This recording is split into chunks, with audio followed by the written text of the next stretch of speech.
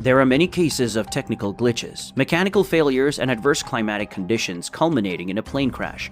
But today I'm going to tell you about a deadly plane crash that happened, all because of a bet. You heard that right. So stay tuned till the end to see how a silly dare turned into the nightmare of passengers and crew alike. On Monday, October 20th, 1986, Aeroflot Flight 6502 took off from Koltsovo International Airport bound for Grozny Airport, Chechen Republic, with a stopover at International Airport Kurumach in Samara. The aircraft, a 7-year-old Tupolev 134A airliner, was flying somewhere over the Ural Mountains when Captain Alexander Kliuev bet First Officer Gennady Shirnov that he could land the plane with NDB approach in zero visibility. As compared to ILS approach, the non-directional beacon approach is not only less precise and risky, but more challenging as well. In an ILS approach, the instruments pinpoint the aircraft's exact location with respect to the correct glide path and inform the pilot if the plane is deviating from the runway by the slightest margin, both vertically and horizontally. In contrast, NDB approach gives only lateral guidance, and there is no specific instrument that displays all the compiled information.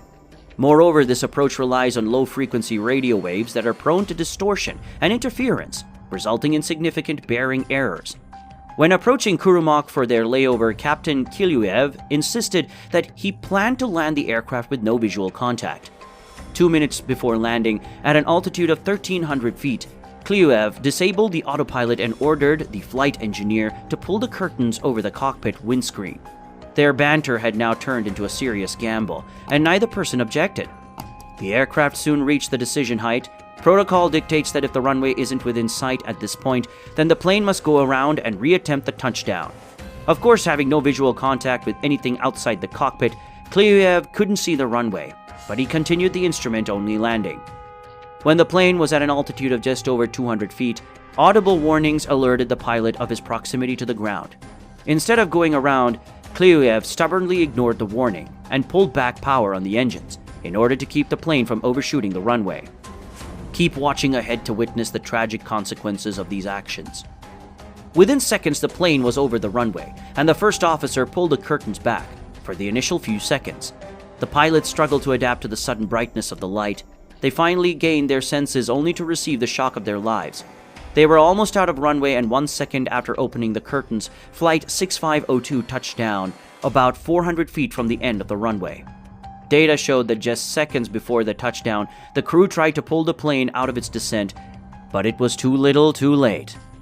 The touchdown was so hard that the fuel from the ruptured tanks caught fire, and the plane flipped over, still dragging on for 1,700 feet before bursting into flames. Of the 94 passengers and crew on board, 70 people lost their lives to this bet. First Officer Zhirnov tried to save as many people as possible, but later died of cardiac arrest due to smoke inhalation, en route to the hospital. At the time, the KGB strictly controlled media images, and photos of the crash were withheld from public view, which then resurfaced in the public realm many years later.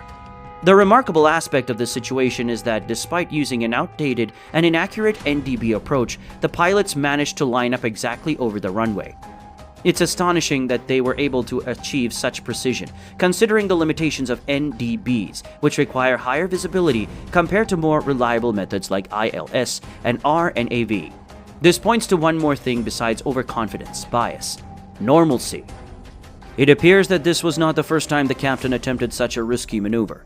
Dangerous habits grow slowly and evolve over time, and the captain had probably made that exact approach into that airport 1,000 times, while gradually pushing the boundaries of the approach. Familiarity with the airport and the timing of each step likely contributed to a sense of comfort, leading to experimentation. It's possible that the captain had even attempted this stunt on previous occasions. However, this time, the consequences of his recklessness caught up with him. For his role in the crash, the captain was charged and sentenced to 15 years in prison, which was later reduced to 6 years. The story serves as a haunting reminder of how the reckless actions of one man led to the loss of 70 innocent lives.